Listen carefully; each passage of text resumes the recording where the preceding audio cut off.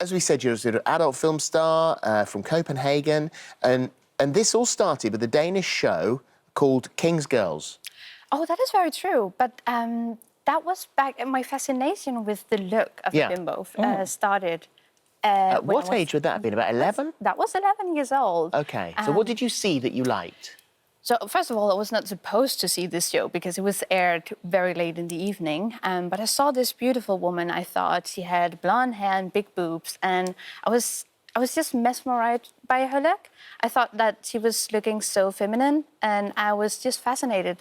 And so, growing up, you say that actually at school, female friendships weren't what you imagined they were going to be. It was very cool at the time to just sort of not be very nice and very kind to each other. And in a way, as you've got older and your career has moved down this path, that it's the females that you've met within this industry that you've felt closest to, that those friendships are the most empowering. Yeah, that I grew up, I think it was very early 2000, and it was very trendy to be bitchy and mean girls and skinny and all of those sort of things. And I just couldn't see myself in that at all. So the only place I could find inspiration towards, for the friendships that I kind of wanted was in movies about where you saw the locker rooms, where the stripper locker rooms, and in the adult industry as well. So you decided there and then that for you, the friendships that you were hankering after, you would find in the adult industry?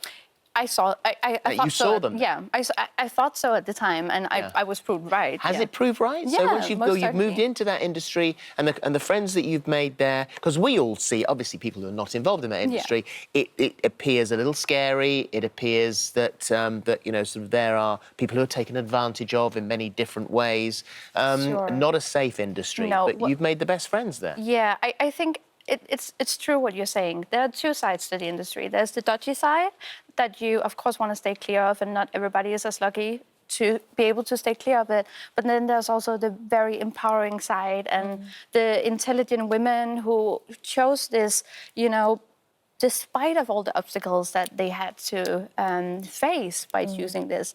And I think that is what they have, what have made them stronger. So I have only been very lucky, and I've met amazing females who are so empowering. And well, you use the word bimboism. It's a bimboism movement. Yeah. Now, a bimbo in the dictionary is an attractive but unintelligent or frivolous young woman. OK, so you're embracing being a bimbo. Yeah. But what are you saying? That you can be a bimbo and bright at the same time? Sure. So I think it's interesting because the history of the word, it started, obviously, it's Italian, where it means baby. And in the early 1900s, it got adapted into American language and was then used as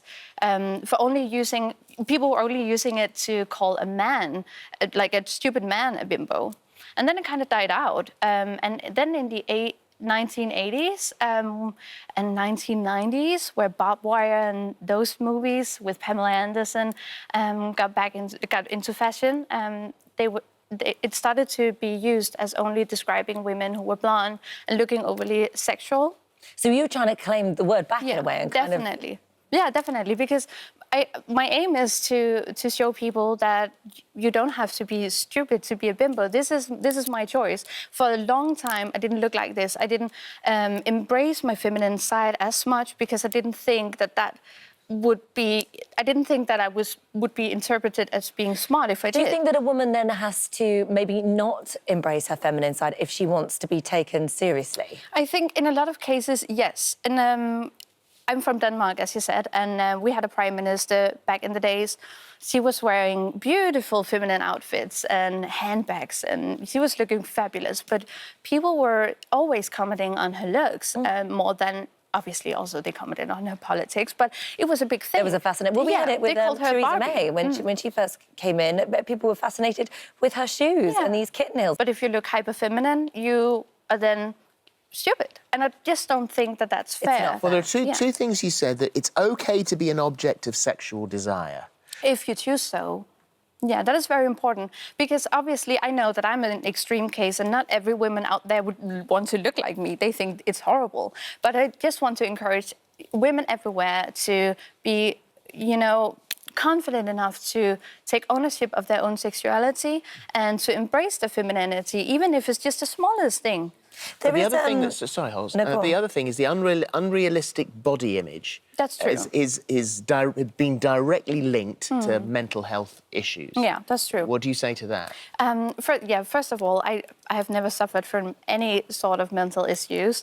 I have a very supportive family. I have a very happy childhood. I went to university. I've done all that, and I think it's very important for a woman to be able to love herself before she goes into having surgeries or fillers or whatever, because I don't think, my personal opinion is that it's a dangerous path to go down to if you don't love yourself prior to, like, before starting, because chances are that you might never be content with what you got. Yeah.